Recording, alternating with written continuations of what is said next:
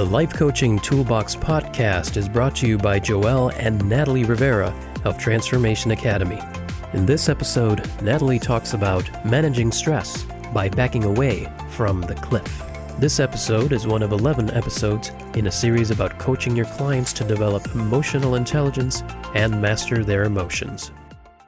If you find yourself stressed out and experiencing negative emotions in your life, then there's one thing that you can do to reduce your stress and to make yourself feel better. And it's very, very simple. And that is, you need to back away from the cliff. And so what do I mean by that? Well, imagine that you're walking down the sidewalk and you trip and you almost fall. You would feel a very minor level of stress. Your body would kind of, jolt awake for a second and make sure that you stabilize yourself. And then you just be like, oh, okay. And you keep walking. No big deal. But now imagine you are walking a few feet away from the edge of a giant cliff and you tripped.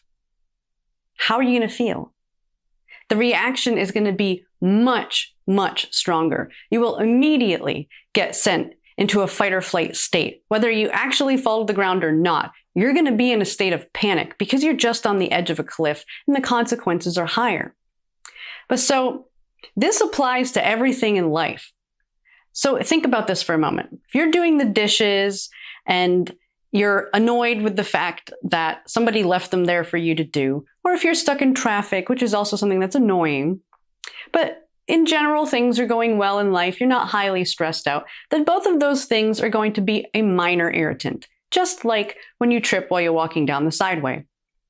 However, if you just had a horrible day and you're sick on top of it and you're behind on your bills and so you're really stressed out and then you walk into the bathroom and whoever it is, whether it's your kids or your spouse that used it before you, left a huge soggy puddle on the floor and you're in your socks and you step into it in your socks, it just pushes you over the edge. You don't know whether you want to strangle someone or scream like a banshee. So the difference in those reactions to relatively minor things has nothing to do with the actual situation itself. It has to do with the accumulation of stress. It wasn't the stressor that changed. It was that you were closer to your emotional stress cliff. And so the closer you are to that cliff, the more stress you have, the more each individual stressor affects you because there's more at stake, because you're more on edge. Does that make sense? Now, the reason why this happens is because stress and emotions are cumulative in your body and in your emotional mental state. And so it doesn't really matter whether that stress comes from work, family, traffic, environmental stimulation, or even environmental pollutants, or whatever you're thinking about in your own mind. All of those stressors accumulate. They're like layers that are added on top of each other. And the more of the stressors that you have, the more you feel weighed down and overwhelmed and sensitive and frustrated and stressed out and anxious. And then when you're in those states, you become more sensitive to other stressors. And the reason why this is because when you're in these states of stress, you're bombarded with hormones going throughout your body that literally make you on edge. And this process starts to affect your health. It depletes your reserves. You're more likely to catch the cold. It can even lead to disease. And this buildup of stress and emotional stress in the body is called stress effect. And so the question is, what do you do about it? Well, back away from the cliff, of course, because if you're farther away from the cliff, you're better able to handle all of these individual stressors. And so I'm going to talk about several stress reduction techniques. And actually, in a separate video, we have a guided relaxation that you can do that helps lower your stress levels, calm you down, and it gives you a better place to start from, especially if you use an activity like that or any stress reduction technique before you go into a stressful situation. So you're starting the situation further back from the cliff. And so I want you to think for a moment about stress as if it were a balloon. So if every time you had another stressful situation, so say something happens and you go, and you sigh. Well, imagine every time you sighed because of something stressful happening, you blew it into a balloon. Every time that something happens, the balloon gets bigger and bigger and bigger. And so what's going to happen eventually? The balloon's going to pop. And so this is literally what happens. You've probably had experiences like it when you just felt like you were going to explode, or maybe you actually did and you just freaked out. But it wasn't because of whatever that specific thing you freaked out about. It's because of all this accumulation of stress. So you need to learn how to use that release valve on the balloon. By doing that, you back away from the cliff. So one important tool for doing this is to learn how to vent your emotions properly. And so venting is expressing how you feel, expressing your frustration. But one important thing to note is that venting does not mean talking about it and complaining. There's a specific process for venting that's useful. And then what a lot of people call venting, which is basically just complaining, is actually something that's going to make it worse. And so the reason why is because most people, when they express their feelings, they're complaining about it. A lot of times we do this because it gives us something to talk about with people. It helps us form connections, but it's not healthy and it's not helping. Because reality is that talking about it makes it worse. You just keep running it over and over again in your mind, which means you keep experiencing the stress of it over and over and over again. And then what happens is you're extending the amount of time you have to be experiencing the stressor. So the best example is you go to work and you're stressed out for 8 hours. Why get home and talk about it for 3 more? You're just extending your workday, right? And if you're talking to other people about your stress, the problem is a lot of people, because we're wired this way, we're trained this way culturally, then it makes them want to talk about their own stress, or they'll say things, be like, oh yeah, that's really bad. And they actually feed your fear. They feed your stress. They feed your anxiety. They actually make you feel worse.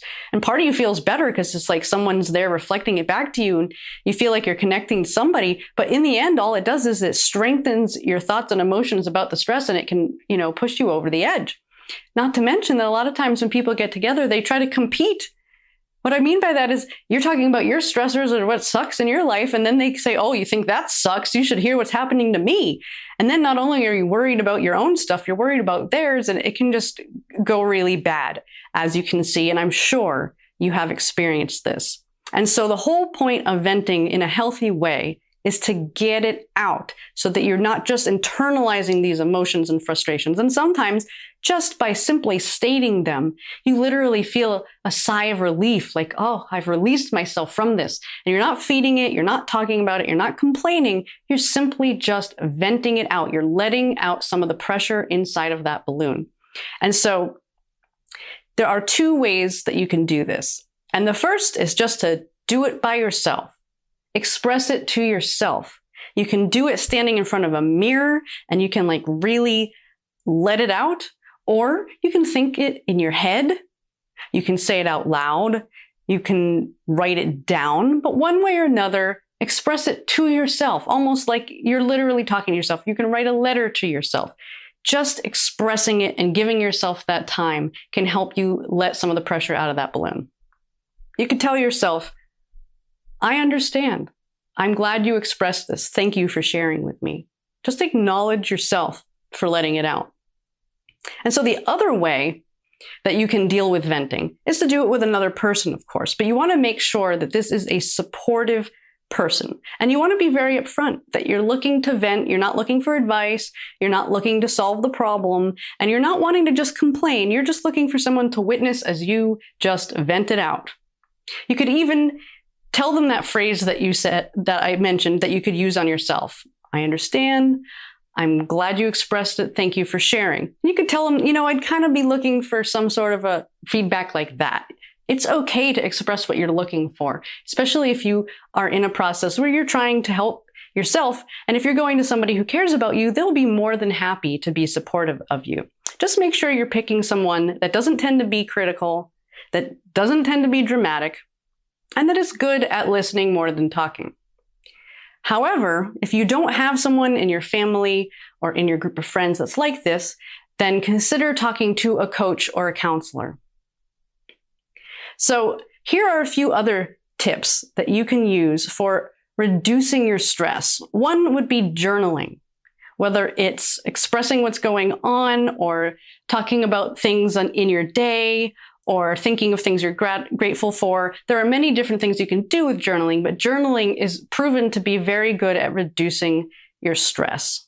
Obviously, the more you do things that you love, the more high vibe, good feeling things you're going to be experiencing, in which case it helps counteract some of that stress. And it's the same thing with doing things that help get you in a flow state, those things that you just get lost in, whether you're an artist or you love dancing, whatever the case may be. The more you do that, the more it reduces your stress and helps you back away from that cliff. You can also literally back yourself away, disconnect from, remove yourself from, or distance yourself from things that cause you stress. So whether it's people that you need some space from, situations, locations, do whatever is within your power to minimize your exposure to these stressors. So you might not be able to stop everything all at once, or you might have certain things you can't get away from, but you certainly can at least give yourself a little bit of space, or set aside 20 minutes where you're going to have time to yourself. And the more that you can do that, the more that you're going to be able to find yourself calming down and backing away from that cliff. Another tool that you can use is to assess, are there things that you need to do that you've been putting off? Because that's often a really big source of stress for people. So sometimes just getting up and doing it and getting it over with actually backs you away from your cliff. And I'll give you a really simple, silly example. I used to have an issue with the dishes driving me crazy, causing me a lot of stress. And what I mean by that is after dinner, I had already done the whole process of cooking and eating. And, I would put away the dishes I used or whatever, but the dishes from cooking would be in the sink. And I was already pooped. I had just eaten. I had, full belly syndrome. All I want to do is just vegetate. And what would happen is I would rather go vegetate. So I would do that and I would leave the dishes. But I also had in my mind that I really didn't like leaving the dishes overnight. It would drive me nuts. So what would happen is I'd end up torturing myself for the whole night. So every time I would get up and I would walk past the kitchen and I would see the kitchen with the sink and the dishes out of the corner of my eye, it would be like a trigger that would just make me stressed out thinking, I have to do the dishes. I don't want to. And so probably 5 or 6 times throughout the evening, I would walk back and forth and I would pass by them and it would remind me that here they are hanging over my head, irritating me, stressing me out, knowing I have to do them and I don't want to. And so one day I just realized how much of my evening I was spent stressed out about the stupid dishes. And so I made myself commit to every time I had that first thought of, I don't want to do the dishes, that I would immediately go do them right away. And so the first time I got to do it was the next day, and it was after dinner, and I went to go, sit down like I normally would. And I thought to myself, I don't want to have to do that. Oh, wait, here it is. And I literally got right up out of the chair and I walked into the kitchen and I did the dishes right away. And you would be amazed at how much stress it saved me. So I got to do it and get it over with, and I didn't have to stress about it for the rest of the night. And I started a new habit. And it was a huge change from one tiny little thing that had continued to make myself put off that was causing stress. So that's just a simple example. And I'm sure there are many things, big and small, that you could do to just take off your list, take them off your back, get them over with. It makes a huge difference, I swear. And then you can also look into a variety of different modalities that have been proven time and time again to help create a stress-free inner being. They bring you back to the center. They help you relax so that then you're further away from your cliff and you're better able to handle stressors. And those include things like yoga, getting massages, going for acupuncture, and as I mentioned before, skilled relaxation, which we do include a sample of. And so I'm just going to leave you with one final story that really drives home the point about the fact that you can express what you need to express, and you can put it out there, and then you can let it go. And by doing this, by venting and getting that support and then letting it go, it helps you move on. It helps you step away from the cliff so that it's not stuck inside of you, bothering you, eating you inside. And it also is a story that helps you recognize that a lot of times the things that stress us out are just a story. And so by doing this, it's going to help you release your emotions, recognize what's really going on, and more than anything, recognize that the situations of your life and the stories that you tell yourself and the things that stress you out do not have the power to control your life. And so here's the story. there's a tribe that has a great tribal ceremony where people vent. So the way it works is if a tribe member has a grievance of some sort, there's some sort of story of what happened or who wronged them or something that's bothering them or something they're afraid of, whatever the case may be, and they need to get it out. They need to express themselves. And so the tribe wants to support people in this process. And so what they do is this person comes and they stand in the center of the tribe, and the tribe makes a circle around them. And what the person with the grievance does is they get to tell their story and complain and have their little temper tantrum 3 times. So they stand in the center and they speak their piece and they say what they need to say. And when they're done the first round, everybody in the circle affirms them. They make them feel supported. They make them know that everybody understands and they're justified for feeling that way. And then they tell the story a second time. And they go through all the motions and the emotions. And then again, the tribe stands around them and sends them gestures of support and, lets them know that they understand and it's okay. And then the third time, the person tells their story. But the difference is that the tribe all turns their back.